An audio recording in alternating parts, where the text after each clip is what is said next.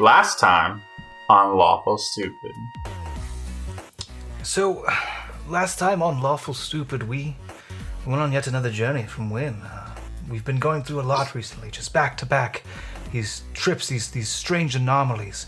Before that, just before these anomalies started happening back to back, there were strange dead spots in the torrent, so I think there may be some sort of tear in the veil that's causing us to repeatedly go through these quantum leaps through time and space, given us to by Wynn, and honestly, we haven't had really time to react whatsoever, and maybe, finally, the onslaught will end.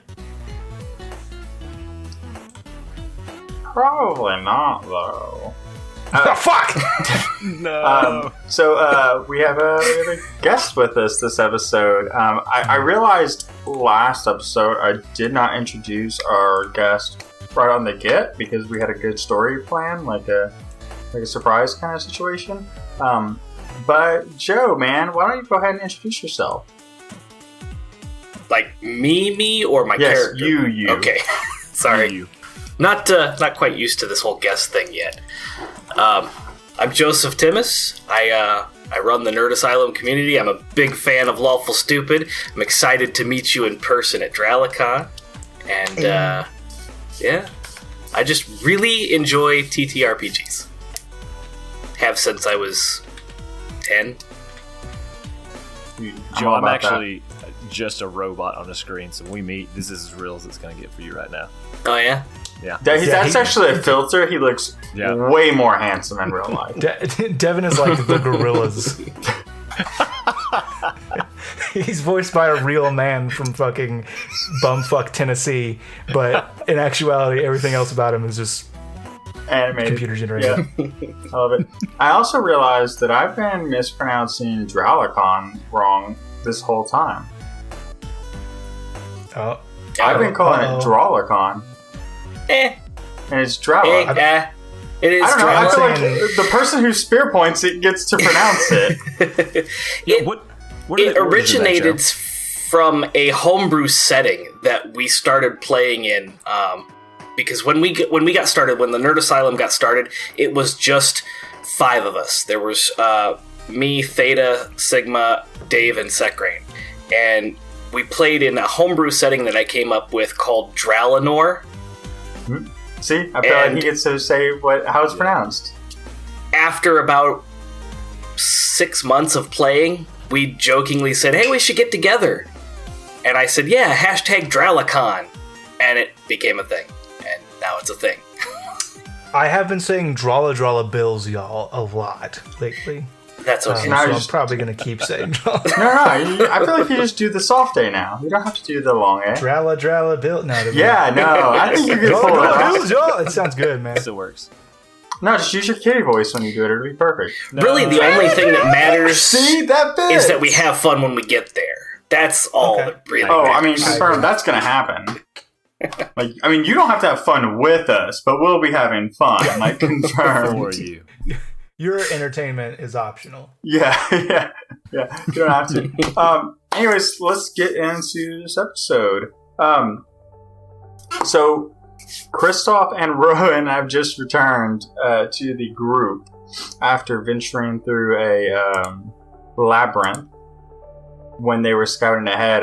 Do you want to, do any segue on that? I just want to... I need to actually have, a 20-minute conversation with Rowan. Good. Mm-hmm. Oh, yes. I can't do his voice. Rowan's not joining us today. He actually had a different issue, so he can't be here. But no, I think I'm just gonna come back exhausted. What a crazy 20 minutes of my life it has been through this temporal journey. 20 minutes in real time that has spanned weeks of my life. I'm just gonna come back and I'm just gonna hold Chauncey / Comet, the magical reindeer, and just hope that the ground stays underneath me for a few more seconds. And you're keeping track of the spell slots you used last time, right?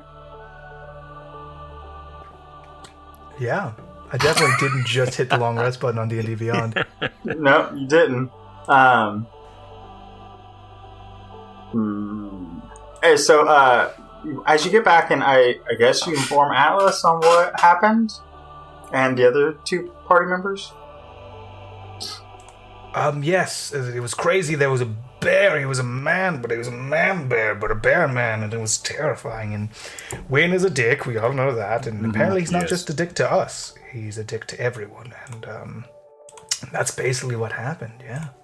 Who ended up with the amulet? Do you remember? Was that you or... Dwayne, first of all, there was an amulet? No, I think Rowan has it. Okay. Because I don't have it. Let me just put it. I think it was very like a symbolic, like, hey, Wynn fucked with you, he fucked with me. Here's an amulet. I don't remember. I haven't listened to that episode yet because... Me either. And I don't remember it. All the same. So you're sitting there having this conversation, informing Atlas of what's going on, and you feel your book begin to vibrate a little bit. Like it begins to play the familiar song from the no, it begins to vibrate, and like this like gold thick mist kind of like pours off of it, and it's this is new. It swirls up around you and Atlas. And it pulls the two of you out of the fabric of reality. Not again. Tuesday, right? Tuesday. Yeah, and you guys watch... it's a little different, because normally you're used to watching the world kind of go grayscale, and then... Well, I mean, except for Shane. Oh, that's every day. Sorry, it took me a second to get that. He's colorblind. Colorblind, yeah. Very funny. Christoph isn't. We're in the D&D world right now. But you can't really tell. He looks just like a normal human would. Yeah. My eyes aren't fucking a gray slate gray eyeballs like, the world is dull and colorless. My entire existence is suffering and monotony. Why, God, why? Please slay me.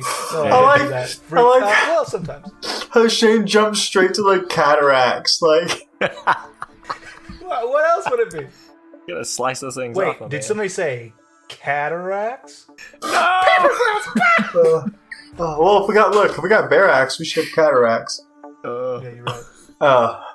So the difference there is the world kind of falls away in pieces, like puzzle pieces. Exactly jigsaw shape. And as this darkness is forming, it begins to be put back together, piece by piece. And it looks like that, puzzle pieces. And the world around you that forms is that of like a town, like with cobblestone buildings and nicer roofs. And it looks like what you would expect like a royal town to be, where it's like everything is made of cobblestone and stone. Like clearly this town is extremely wealthy. They have a sewer system. Confirmed. Yeah. And so at first you're standing in this like empty space. I mean, it's yes and.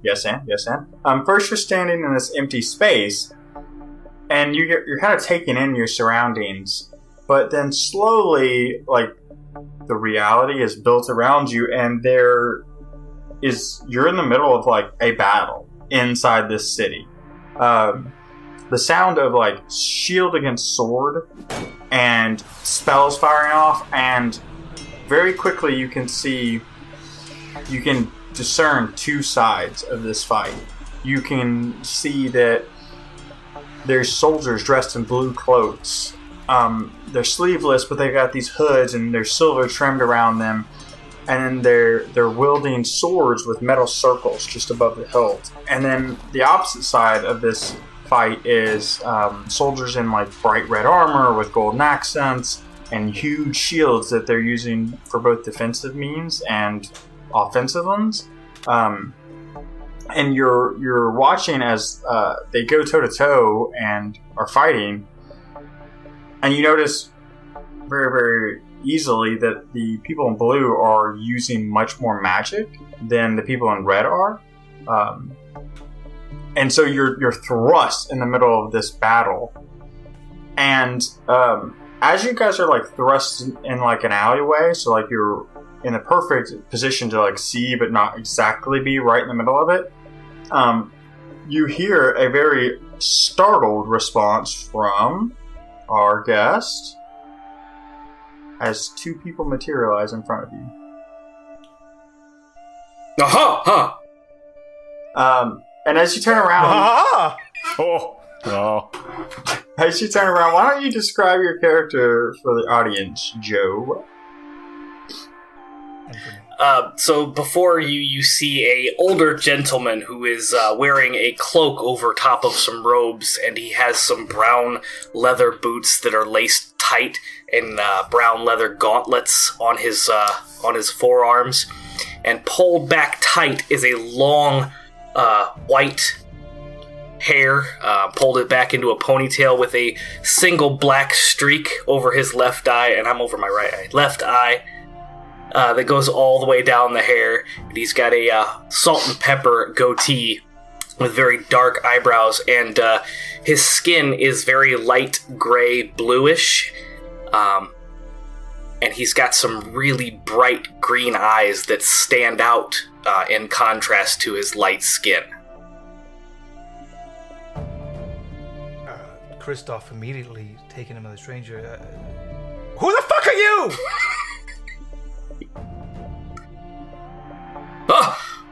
The same could be asked of you, young man. I'm Kristoff. Who are you? I am Halatus. And I'm going to, stand up straight and proper. Are you chronic halitosis? No, just temporary. Okay, good to know. Yes, it's not been diagnosed yet, but... Halatus, what? Okay, kind of more in media res than we're used to. Atlas. Yeah. Take up a defensive position. There seems to be combat. I'm gonna go. Okay, I'm just gonna peer out the edge of the alleyway here. Is that what you're asking me? Yeah, I'll see what's going on. You're the fucking Battleborn graduate. Yeah, Halatos. I see two people fighting each other. Which side are we on? Which side are you on? What is going on? I do not pick sides in this battle, but we must get to the gem. It's no time to work out. I do love a good pump, some iron going on, but this does not seem like the time. Son of a bitch. No, not the gym. The gem. The gem. I still hear this.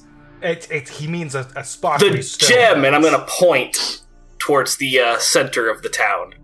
I will look and... Oh, sorry.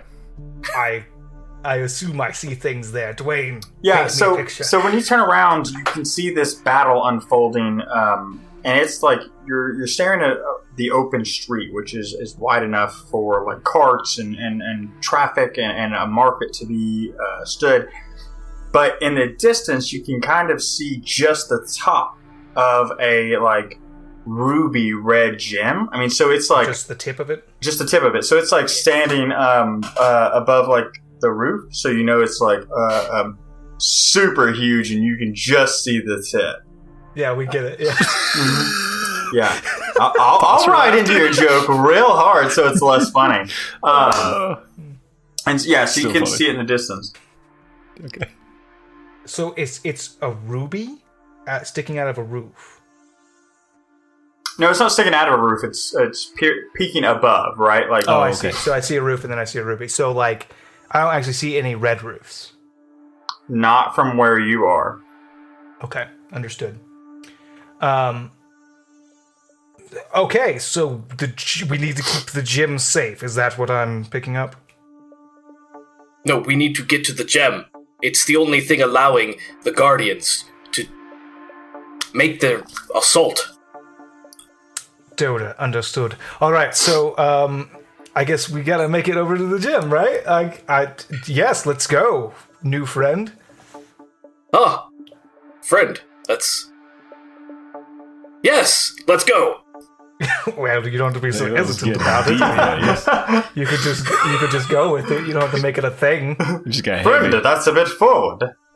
We just met. I don't know if I would say friend. I love it. Yeah, so you guys turn about face and are going to head through the battle to get to I mean, I'll just levitate over it, right? No, that's a bad idea. Yeah, go ahead. That won't cause any problems. Oh, that's... Excuse me, pardon me. Coming through. Do you know who I am? Is there like a side alley street? Is there like I mean, you're in an alley street, so you guys could take alley streets around towards this gym. Alex, we should avoid the conflict. As much as possible. Yeah. Alex's question: Who belongs to this town? Which colors are protecting this town, and which colors seem to be attacking? Oh, were you asking me or? Yes. Oh, I was looking around. The stoic. I like this that. guy is so old. Holding his cards close to his chest. The people in the blue are the Arcanists. Am I right? Mm-hmm. Did I make okay? Confirm? Yes. No.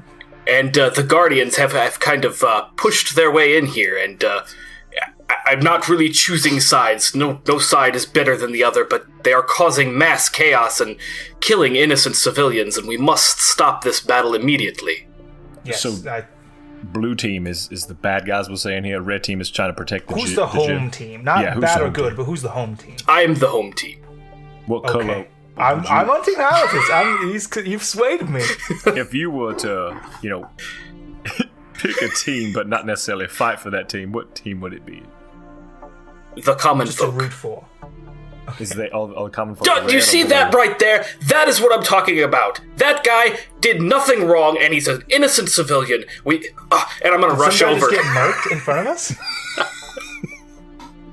Yes, and this is the game I play. I'm in combat. I roll initiative. I ain't letting them murk innocents. No, not gonna roll hard initiatives on that. So what you see as he calls, like, look that.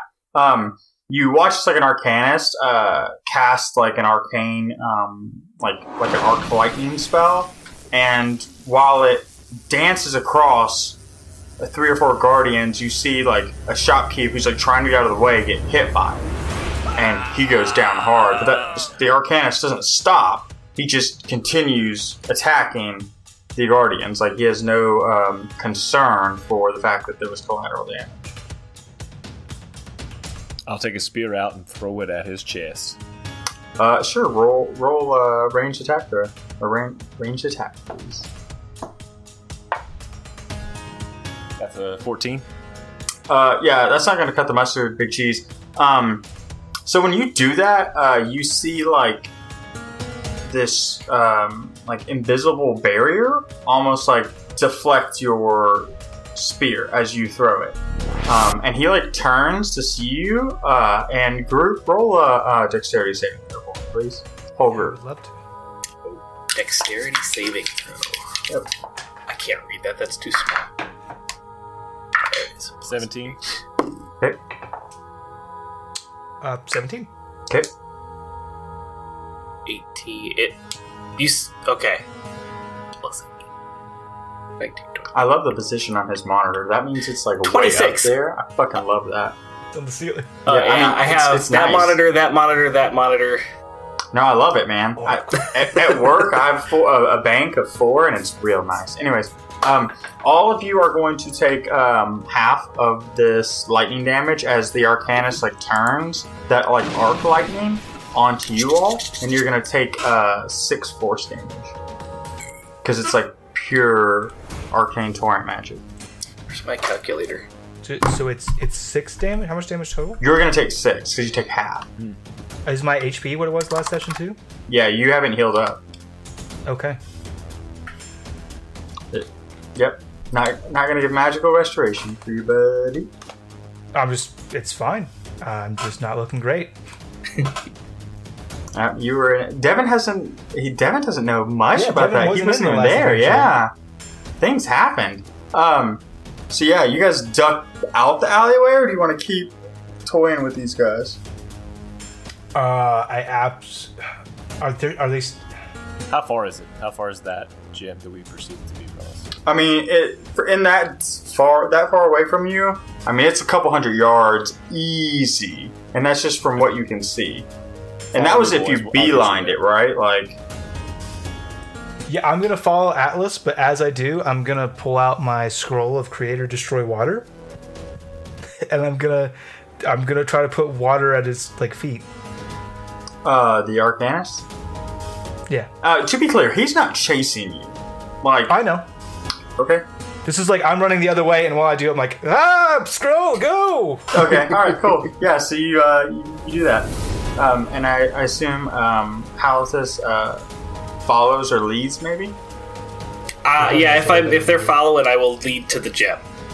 Okay. Using my knowledge of the town to kind of duck around and let's see avoid. how good that knowledge is. Will you me a favor and do a survival roll? Survival? Yes, I will. check. Let's see. Urban orienteering. 19 plus 3, 19, 20, 20. Damn, pretty 22. good. Yeah, so you don't have a problem navigating through these alleyways, and I think at one point you even lead the boys through a shop. You guys are going down the alley, and you oh, this will be faster, and you just open a door and usher through, and there's a shopkeep. Point of order. What? Point of order. What kind of shop? It's a tailor shop. Nope. Yes, it's a pawn shop. It's a pawn shop. Pawn your wares. I got a guy for that. No. It's a tailor shop, and it's these elegant dresses that are being made. Okay, so you guys, you're not gonna swipe one for Rowan or for Avia or whatever to take that? I was like, man, if we run through a potion shop, I'm gonna a little mage hand action going on. Yeah, but no, we are not. So. No, so you kind of bust through, and this old man who's working on this mannequin in this dress kind of is startled as all of you guys just Scooby-Doo bust through, run to the next door and bust through. If I may, I'm not sure if it's Scooby-Doo. In Kristoff eyes, I'm going to Ferris Bueller the shit out of this. So I'm going to go through nice dress. Yeah, there you go. A kitchen. Smells great. Yep. Yeah, so you guys bust through the shop and then come out in this next alleyway, and you see a street that's a little more open. There's combat going on between these two sides, but it's not nearly as condensed, right? Where it's if you push through that, you were gonna get hit, right? You can see there's a couple groups sparring off, but you have to cross the street to get onto the other side. How do you guys want to play that? Brute force. I mean, so he's gonna do that. He already said it. That's already his plan. Mm-hmm. So he's doing that. But while he's doing that, I've got something for this. I gotta have something for this. So, goes through the spells furiously. Halitus would kind of do that acrobatic, swinging off the walls and jumping over people and just kind of trying to avoid immediate conflict, but not avoiding the conflict. The conflict entirely. Okay. Yeah. I'm gonna go ahead and twin a spell, Dwayne. Uh-oh. I'm gonna twin haste on myself and Halitus. Okay. Well, because Alex is fast and athletic naturally. This guy's kind of... Yeah, that's going to give you a lot of movement speed. I will give you both advantage on your acrobatics check as you're going across the city, this streetway. And Atlas, do me a favor and roll athletics check as you go through. And you want us to do acrobatics? Acrobatics with advantage since you have haste. Oh, thank God I have advantage. Same here. 10. Okay. 16 and acrobatics is a plus 8, 16, 17, 18, 19, 20. My dude. 24. Was your first one a 1? It was a 2. I rolled a 1 and also a 16. Nice. Okay, so Devin, roll me a Constitution saving throw, please. Sorry. Crit 20. Oh, nice. Good deal. Wasted. Well, is it though? I don't know. You tell me. So the way this goes down is everybody stops at the edge to kind of take in what's happening, and Atlas is like, "All right, fuck it, we go across, right? Full speed ahead." And so he rushes forward and kind of runs into some of these guardians who are fighting with an Arcanist, and they turn and just see a giant orc running at them. So their response is to attack, and so he takes like the brunt of this attack. You're gonna take 9 bludgeoning damage, Devin, and you two take this advantage because you're like, fuck it, if he's gonna go, let's go right behind him, and use that moment to like when he gets hit, you kind of like. I like to think that Kristoff does one of these not for me and kind of like stiff arms, like a light stiff arm, and like moves around, and Halitosis like more like because he's a little Halitosis. It's not his name. It got me. Halitosis, like I think you being who you are and the class you are, you like walk up Atlas's back and kind of leap over the group. And then you guys make it onto the other side, and Atlas, you are able to like push your way through and get there with them. You just took a few more points of damage on the way over, and so you guys make it into this alleyway. Does it look safe? It does look much safer than where you were. There's no one there that you can see. Yeah, I'm gonna break concentration. Halatis and I are stunned for 6 seconds. As we kind of just catch our breath. Atlas, what do you do while they're like stunned? I also just mock them. I just stand there, waiting. It's kind of like this overwhelming flow of energy leaves us, and we're kind of just heaving for a second. I want to make sure I broke that in a spot where we were safe. Yeah, it's like the come down off of like an adrenaline. Off of drugs. I was going to say adrenaline, but yeah, you can do drugs. If they made it to the alleyway first, then what I would, as soon as I made it, I would see them and turn around and see if anyone had been following us. Yeah, do a perception check, please. 14. You don't notice anybody following you guys. So you guys head down this alleyway, and it's Halithus is still leading you guys, and you're kind of going left and right, and you notice he begins leading you like upstairs, and then you guys go up like 2 or 3 flights of stairs, and he like shoves up onto the top of a roof. And now you guys... curiously strong for an older gentleman. For climbing under a roof? I guess the barrier is low with Atlas. Anybody who's not an orc. He also did just run over my back and jump over dudes. That doesn't make him strong. Yes, and Dwayne, he reaches up to get on the roof, and he just does like fucking 16 pull-ups. Yeah, there you go. Oh, no, actually, he just pulls the roof down to meet him. Yeah, there you go. And steps over normal. Yeah, I know. Yeah, you just see.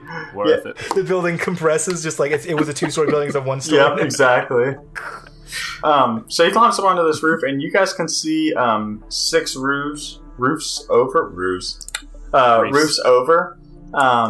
That you get a better look at that gem, and you can see that it's like this larger ruby, and it's being escorted by like a squadron of these guardians on what you can see is like a mechanical contraption.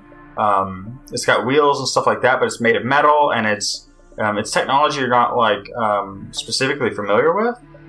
The only thing that you can really compare it to is the stuff that you saw the Reclaimers using. And so you guys see that. Alex says, where are they taking that? Where are they taking that? I mean, you just know that it's like... So they started this fight in the east, and they've been pushing in towards the southeast of the city, and you know that is helping them win the battle. You're not 100% sure what it's doing, but as the fight moves closer towards the keep, they're bringing that closer. Okay. Then I would convey that in... You know, I'm not quite sure what it does, but it seems like it is giving them inspiration or power. It is the key focal point as to how they're moving their troops throughout the city. I think if we take this gem out or take it down or take it away from them, the fighting will disperse.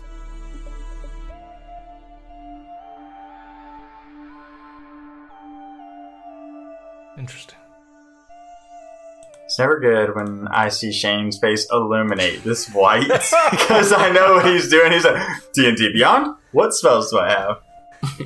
I know what spells I have. I'm just checking something to see if it works on non-creatures. I'm gonna cast banishment. Shut your mouth, yeah. Oh, we gotta get rid of it? Okay, next question. Yeah.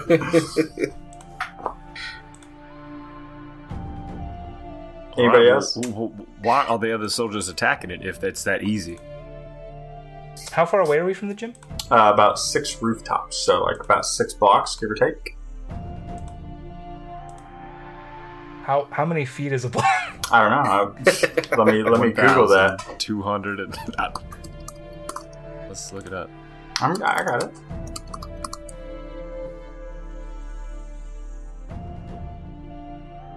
Of course, my internet's being slow. It'll be about 660 feet per block. Dang. Don't quite have the range on that spell.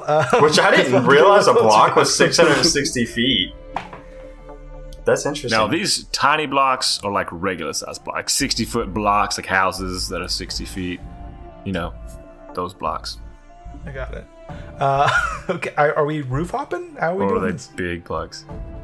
That's up to you guys. I just wanted to give you guys a better like vantage point of what you could see and a bigger. How far away are the roofs from each other? You could roof hop. Like okay, yeah, let's hop. Roof hop it is. Yeah, I mean they're like they're alleyways between them, so you're gonna have to like jump, run and jump. Yeah. It's not just gonna be like 1 foot. No, it's a run and jump over the alley. Yeah, it's like run, jump, roll, land, run, jump, exactly. roll, land. Yeah, I got you. And so we're not. Are you guys trying to get right next to it or just closer? Before I would like to get within 60 feet of it. Okay. Halitus is going straight for the house that would be like next to the gem. He wants to get right on top of it to assess the guard situation. Okay. So we're gonna do instead of doing multiple checks, we're just gonna do one check. And that's going to be an athletics check for you all. Plus 4. 12, 13, 14, 15, 16. Okay. Oh, everybody? Oh, everybody. I mean, everybody's jumping, right? Yeah. Okay, yeah, definitely. 17 plus 18, 19, 20, 21. 12. Okay. So, You three all run and leap off this first roof, and it's about level with the first jump, and you kind of hit and you roll, some more gracefully than the others, and as you like scramble back up, you notice the next one is a little bit higher, so you guys jump up and have to like grab and pull yourselves up to the next one, and then you kind of make it over easier and easier, and then the last jump, Atlas and Halitus, you guys like leap, and it's the longest of the jumps, right? But it's lower, so like you kind of leap, and especially Atlas, you feel gravity start to kind of take you, man.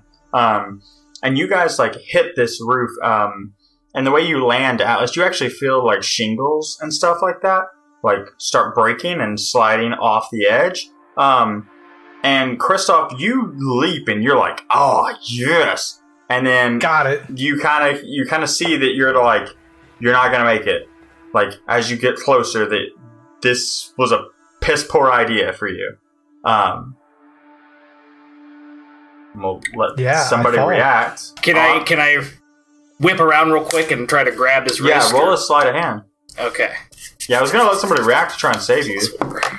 Or you. 14, you have spells. 15, 16, 17, 18. I have one spell slot left that I need to do the thing that could have saved me, or the thing that's going to end this conversation. Gotcha.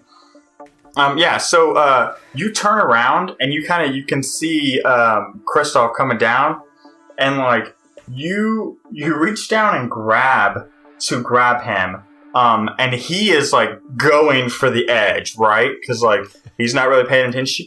You get Kristoff by the horn. Very sensitive. And I think Kristoff like yell out in pain, and then you grab his arm and like alleviate that situation as scurry up like a quickly squirrel. as possible, right? Like let go of the horn.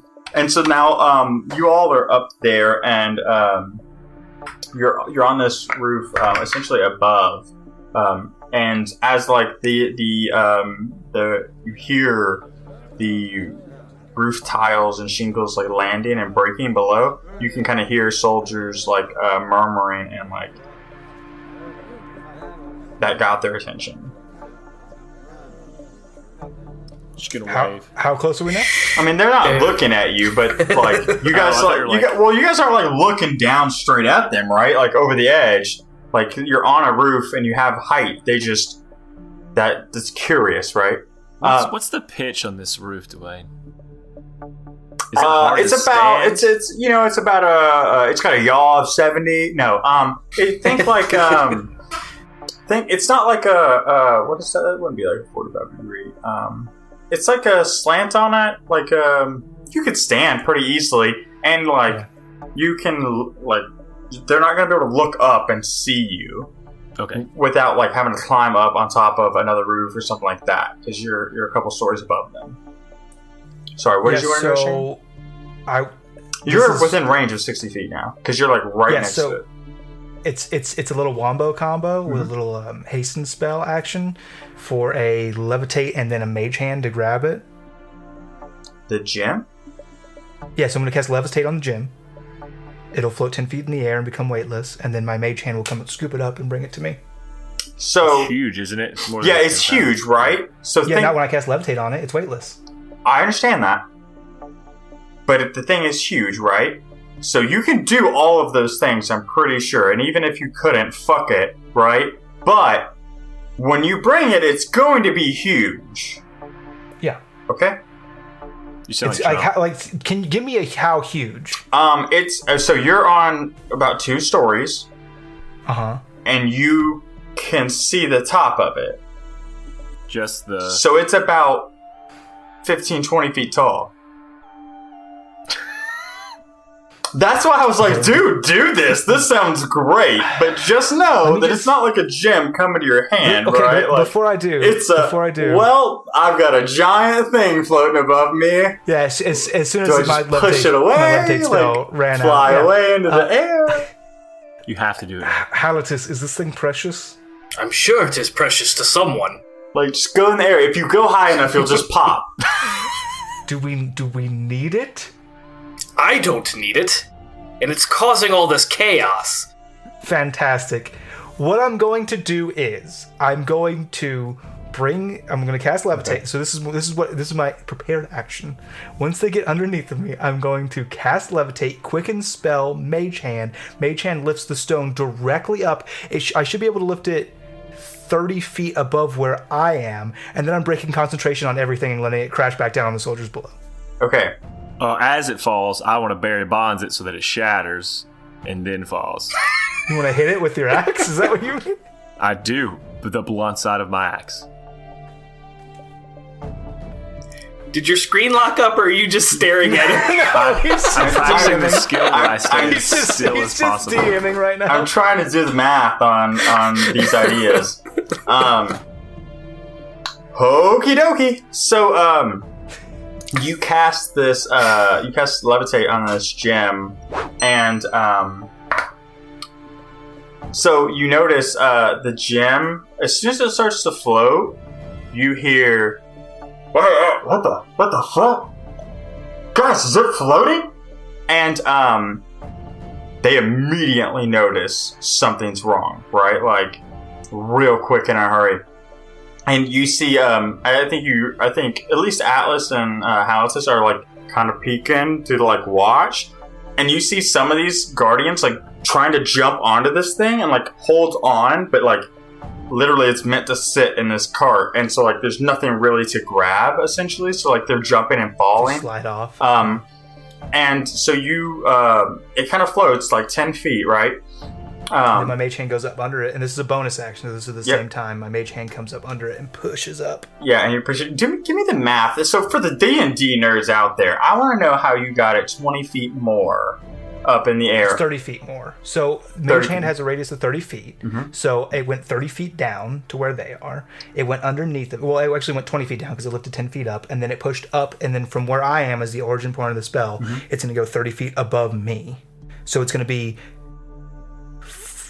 how tall the roof is, plus 30 feet is how tall it is. Okay, so it's going to be about 50-ish feet up into the air. Okay. I was just curious where your math was coming from. Yeah, that's it. No, that's good. I like to educate as well. I just said, fuck it, I don't want to do the math. This sounds cool as hell. Like, let's do it. Yeah, these are the wheels that are turning when I'm falling through the air. Like, I need my last levitate spell slot. Yep.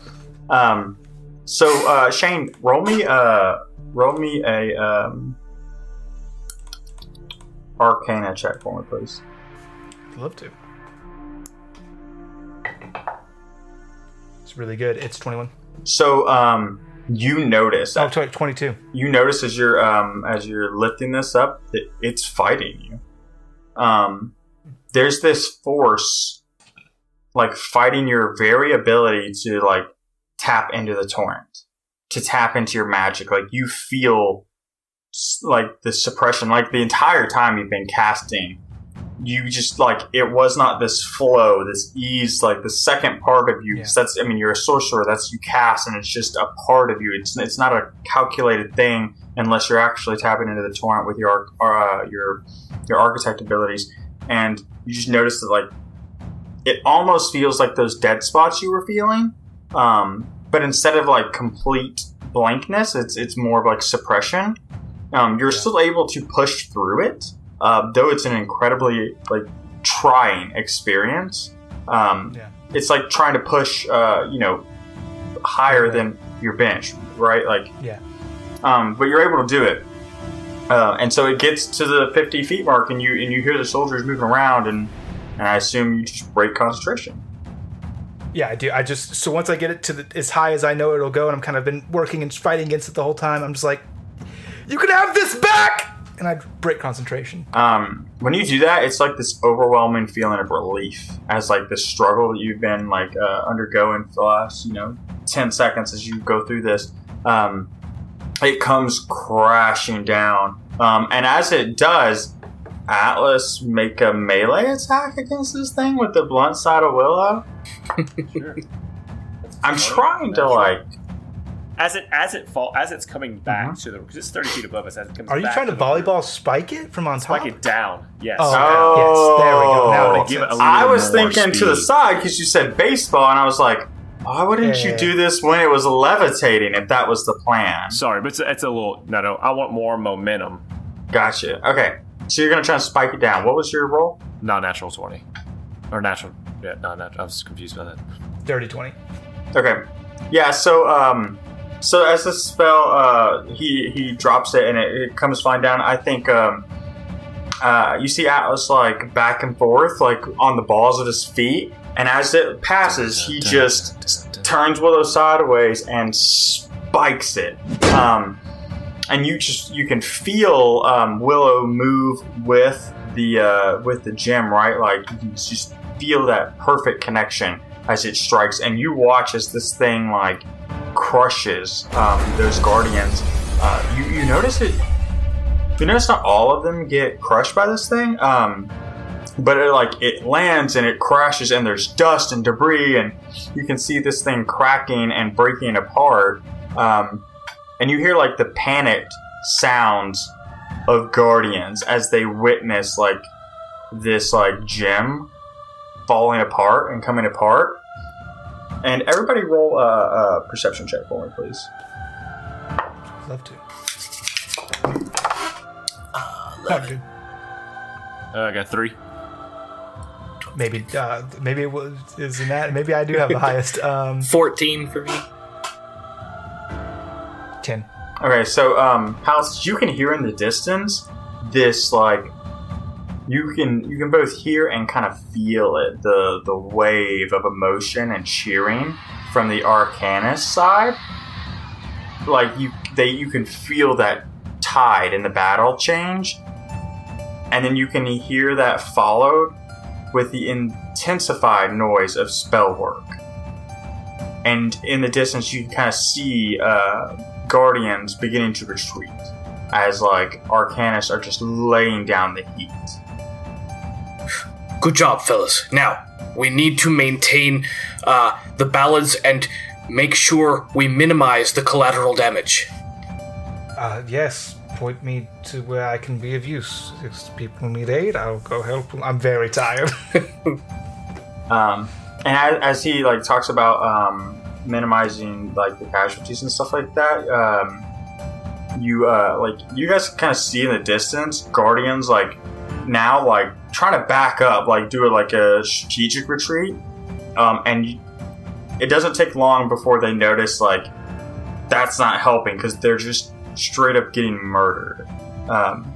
They came in with a very specific plan, and now you three have foiled it. Goofed it up. And so like you're starting to see them like take heavy casualties. And behind you, you all hear like the weight of like soldiers on the other side of the roof that you're on. And before you know it, there's like 8 of these guardians opposite side of you, like trying to engage you. Wall of water, cone of cold. And you do that? I got enough left. I got thought you enough just left said you had your last spell slot. My last 2nd level spell slot, which is what I have to use for levitate. Gotcha. I still have my high end spell slots. I want to look over and say, Hallis, if that stone is still together, if it's completely shattered, does it make them weaker? It seems like that's the case. I do believe, after seeing everything happen, that this gem was some sort of arcane suppression gem or something. It had an effect on you, and he points to Kristoff. Yeah, thank you. I was blanking there. Yes, I'm busy. I'm honestly not paying attention on casting spells. So it being intact currently, even though it's cracked, it's still together. If it is smashed into pieces, oh, it's crumbling in pieces. Yeah, no, it's like falling apart from the hit. It's just because like how big it was. Like it didn't just like fall quickly, right? It's like a building where it like falls in pieces and slowly staggers apart. Yeah, so you cast Wall of Water and you start doing Cone of Cold. You're able to freeze out most of them, right? Some of them are able to jump through in time. And so like... They still get hit by the cone. Oh yeah, they're still going to take the damage, right? Yeah. So why don't you go ahead and roll that damage? Yeah, we'll do. Yeah, but I mean, you also... Remember, these boys are designed to fight. Yeah, no, I got it. I'm Spellcasters. just saying. No. So am I. They have a save to make to take half damage. It's a Constitution saving throw. Cool. Oh, okay. Oh, and I would roll as worst as possible. I rolled a 2 and a 3. They're not going to win. Good. Alright, there's 3 of them. I rolled really good damage too. Oh, nope. I shit you not. Roll 3 d20s. 2, 3, 4. No.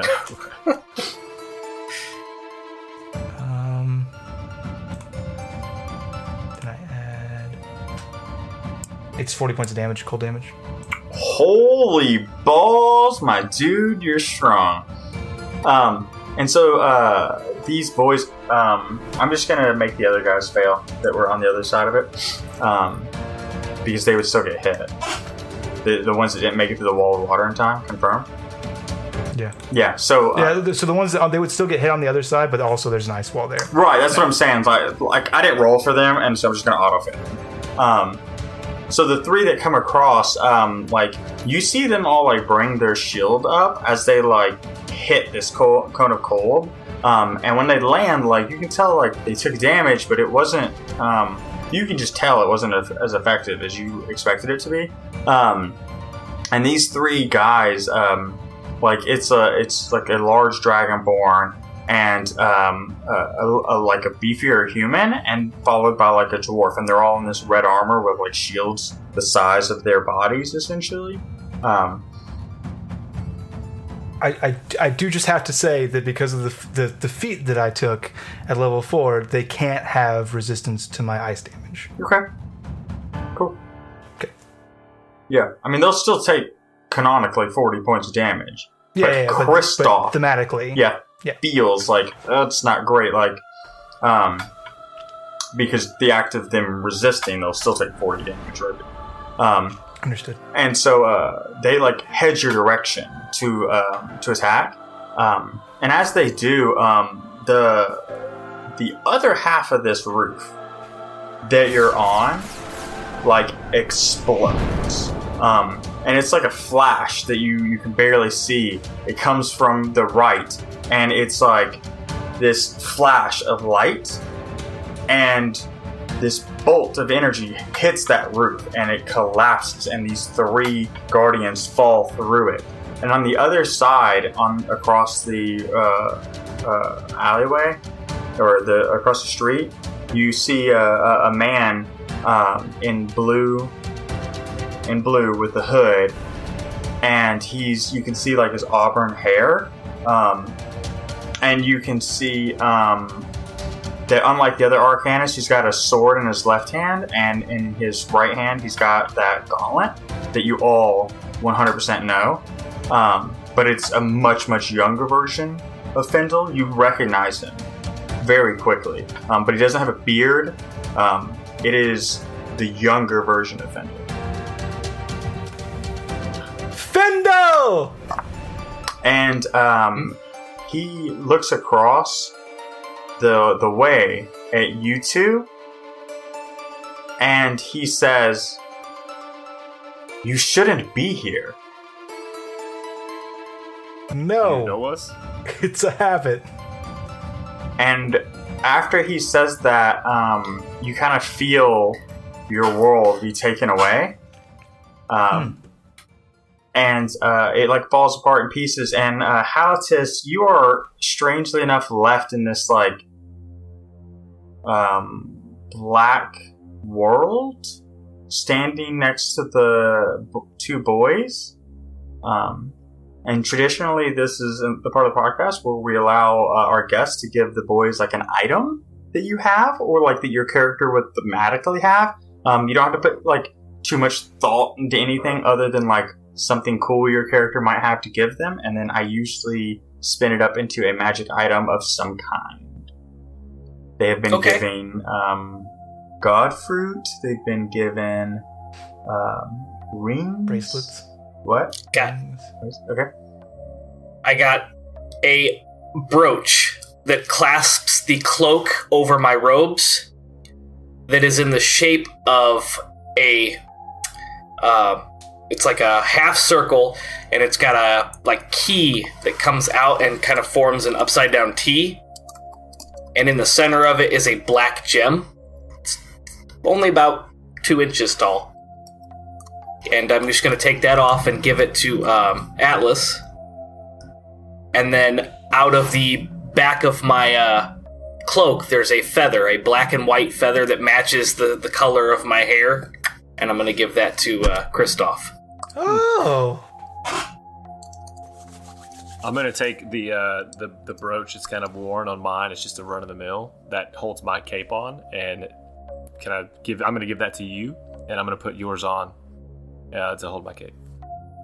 Oh, nice. So you give him... I take my old ratty feather that I have, that I keep, and I replace it with this new awesome one, and I give you... Or canonically, Kristoff pulls out Rowan's hat. I didn't think he would need it. Boop, pops his feather out. No. Oh, God, no. First of all, I don't think I could even hold Rowan's hat. Rowan comes back. Where the fuck is my feather? I don't think I would survive just contact with it. It's so powerful. Yeah, and so after you guys exchange these items, you're given this worn clasp in exchange for this much nicer one, it sounds like, which is now canonically Atlas's thing. I don't have anything nice for you. Take what I don't need anymore. Listen, this represents many battles, many trials, tribulations, but also lots of happiness. I wiped off most of blood. Yeah, I literally have nothing to give to anyone. I'm like, what do we got? What do we got? What do we got? What do we got? Nothing. Just a lot of hopes and dreams. I mean, you could give him the promise that if he calls out your name, just whisper your name and you'll show up. Well, I mean, that's for anyone who I consider a true friend, and as previously mentioned, your friend. So if you whisper my name, I will be there. And in small What's fine my print. name? It takes time. Eventually. There is travel. Yeah, eventually. Yeah. You have to pay him per diem as well. He's not going to come for free. Yeah, when you Yeah, get there, he's like, all right, listen, here's my Just expenses before I even save you. You agree to these, and we're in. Yeah, so, Hal says you unfortunately are left behind.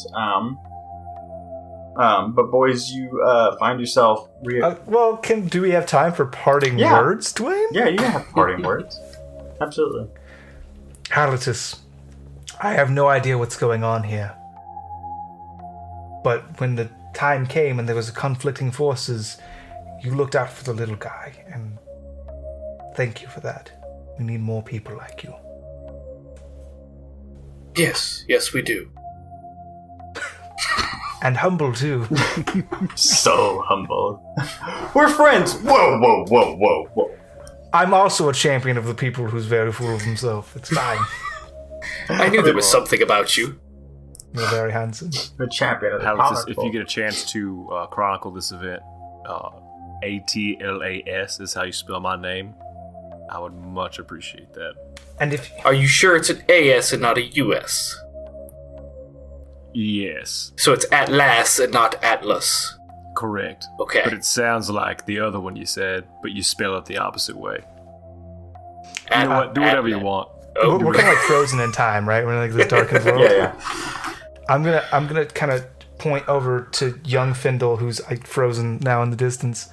If you could just, I know this is strange, and you don't have to if you don't want to, but if you could just go over to that guy and just give him the biggest hug. I'm not one for physical contact, but a friendly handshake? Just the biggest, warmest hug. Just wrap him up in your bosom. I'm confused always. Bosom, is that butt or chest? I never can remember. It's chest. Okay. It's chest. That makes more sense. I would consider it a personal favor. I mean, because it sounds like it would be a butt, like such that there'd be. It does sound like a butt word, but it's not one. You two are very unique. I shall honor your request. Thank you. And in return, here's 50 gold. We've never been to a store ever, so have 50 gold. I'm not even sure if this currency is valid. Next episode, we were going to go shopping For an hour. for an hour. That's all we were going to do, and now you just spent your gold. We've never done it. So Yes, well, as I am as a monk and live in a monastery, I have no need for this, so... He throws it down. I don't need this shit. He throws it in your face. he throws it over the roof. Oh, fuck this. He learns a new skill, throw gold coin. It's like a level 3 spell. It just does a lot of damage. buy bread for the peasants, reconstruction, tend to the wounded, whatever you need. Help people. Thanks for hugging Findle. Yep, and so you guys find yourself back on the cliff of the Ridge Crest Mountain.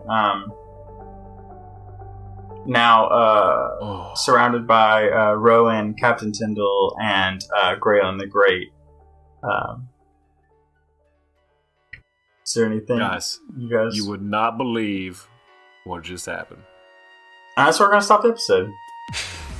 As Atlas is like open arm, like trying to explain to everybody what's going on with Comet still, or Chauncey still in form. Chauncey. And I think Rowan like taking a nap in the antlers of Chauncey. Sounds about right. And yeah, that was our episode. Lots of lots of information in there.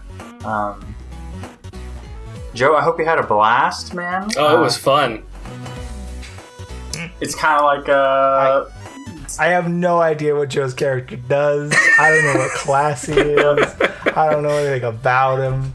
I feel like we let you down. Well, so, man, these guest episodes, you either, like, drag people through combat, or you, like, take them on, like, a narrative adventure. So, we did the secondary one, which is not dragging you through 2 hours of a slugfest, so, Tell me about your character, Joe. Tell me what... What class was he? He's an Air Genasi monk. He's an Air Genasi? I wouldn't have never even known. That's That's very cool. Yeah, super good. He was very much a man of the people. What subclass were you? Way of the Open Fist. Oh, that's cool, man. You just like slap motherfuckers prone. It's like, go to sleep. They go, I'm sorry. The back of the hand. Yeah, the back of the hand. Yeah, get that from slap them. He's just back of the hand. They go prone, and you're like, oh, also, by the way, stunning strike. You're like, I'm prone on the ground, and I'm stunned. And then he's got to give the people's elbow, right? Like, so you fought for the common. Yeah, from the top rope. Yes. Yeah. So yeah, it was super good. Joe, man, like you came on here, and you have a lot of stuff that you do. So why don't you take 30, 60, 90, maybe like 10 minutes and just 4 hours. Talk about what you're doing and what you got going on and plug the shit out of your stuff, dude. Because we love everything you do. It's really not my stuff. I kind of coordinate. We're currently an avatar for it. Take your credit. You're no longer Halitus. Drop some of the humbleness and promote. Well, okay, the main thing is I run the Nerd Asylum community, and we do monthly charity streams that are interactive. You don't have to strip while you're promoting, but I'm not mad at it. You can. This is a different show you're doing. Hot as shit in here. We do anything for charity. Because it's an audio podcast, as soon as he started promoting, he's like unbuttoning this vest he was wearing. I was like, this vest is so heavy. The tie and the shirt are still on, okay? For now. It costs a little bit more for that. He didn't say anything about pants. Tie and the shirt is still on. Donald dunking the shit out of Just it. don't ask me to stand up.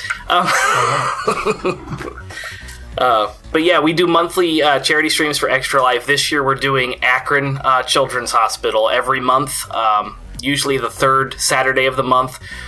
We do an interactive D&D stream, or it doesn't have to be D&D. It's one-shots where we kind of gather people from all different communities to do these monthly interactive one-shots and raise money for Akron's Children's.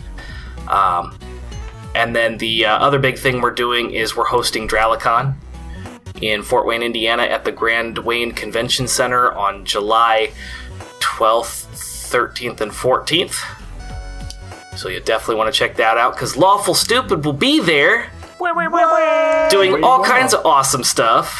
I'm not sure. I've been told not to let the program leak yet to the public, so I can't tell you what they'll be doing, but they have a lot of telling everybody. awesome stuff. It's all right. I'm running a dunk tank. There you go. I'm doing. He's gonna spray paint himself white, like ivory white, and walk around as Atlas. I'm doing a cakewalk, and I'm doing like a Dear Abby, but like real life in time person. So like it takes all the anonymity out of it, and you'd be embarrassed by your problem. It's great. And I shame you for them. Yeah, it's pretty awesome. So, Joe, just to confirm, if I wanted to check your charity stream out, where would I go to do that? It would be twitch.tv/the_nerd_asylum. But the main link you need to be aware of is extralife.org/participant/the-nerd-asylum, because that's where you do all the donating. And if I needed to get tickets to Dralicon, where would I get them? Dralicon.com/tickets. Too easy. Yeah. And if the gnomes and the fairies can cooperate, maybe those links will be in the description. They will be. Thank you, Joe, for joining us. Appreciate you so much. No, thank you for having me. It was a great time. Yeah, man, it's good stuff. Good time to have out. I'm super excited about Dralicon. And I'm most excited about Shane's Pantheon thing, the D&D Sunday School. My D&D Sunday School. Mainly because I'm excited for Devin to physically be present and have to be uncomfortable with the fact that this is like a religious thing as well as a D&D thing at the same time. So that's going to be fun. I'm excited for that. I mean, it's just, we have to realize that Devin is a man of the cloth for one whole god, weak sauce. I'm like a man of the cloth for like 20. Yep. So I'm gonna find my T-Paz mug. 100% gonna find my T-Paz mug and bring it for that, and just like sip out of it. Even when it's empty, I'm just gonna sip out of it. You wouldn't. It's a symbol of it's our actually really friendship. interesting. You're right. So we don't usually talk about this, like the deep mechanics of it, but that feather that Halatos gave to Kristoff, it actually has a magical ability that gives me advantage on all Roll for Humanity rolls until Drawlicon. Oh, yeah, that's true. So that's a neat thing. Yeah. So I'm going to do that now. Hey, Dwayne. Mm-hmm. Tell me what I gotta know. When is this episode airing? This come out. This will be March. This is March still? Yeah. Okay. Wait. When you say still, I'm pretty sure it's March. I thought it was a safe guess. Well, last time we did March too. So it's March. I mean, we've done like 50 March episodes now, so that's fine. Those Lawful Stupid boys were in March for a long time. Change it for wrong. Just like dub over us. This is April, and the charity this episode comes out in February. Yeah. Get your work cut out for you. February. Will this be episode 12? Yes. Dude, no one knows. What is your charity for this month? The charity for the month in March, thank you for asking, is In the Backlog. What In the Backlog does is currently in the United States, you can actually go to inthebacklog.org. You'll see state by state across the country, there's just so many untested rape kits that are pending process, and it's because of outdated legislation that exists within several states. You can go through each state and see exactly how many in real time are existing in your own state. If you're in the great state of Kentucky, the answer is 0. Kentucky's the best. But other states, they have help. They need help, and this kind of they want to end that backlog of untested kits. So with advantage, we're looking at 15. Wow, that's good. $15 to end the backlog to continue with our current trend for the month of March. The Nerd Asylum is going to roll for that as well. Ooh. And that's a nat 20. Whoa! Oh, I love it. Oh, So That's a first. I think that's the first we've had. yeah. no, it's absolutely not. So I think you double that First if rate, you nat yes. 20, right? So that would be 40, right? Yeah, I mean, those are the rules. I think it doubles all rolls, so I think that our 15 doubles too to a 30, which means that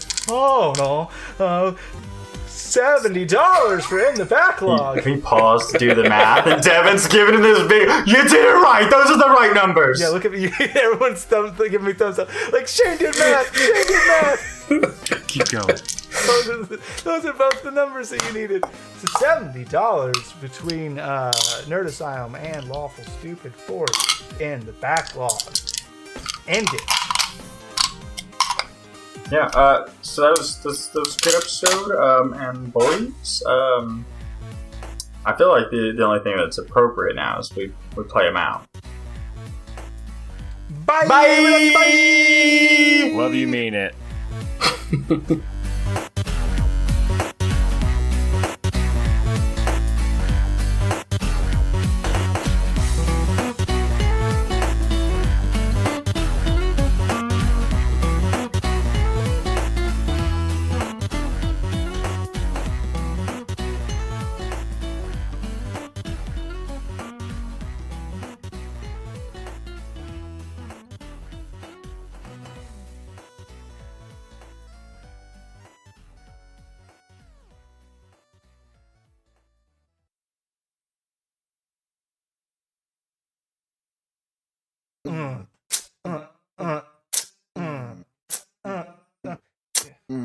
You are great.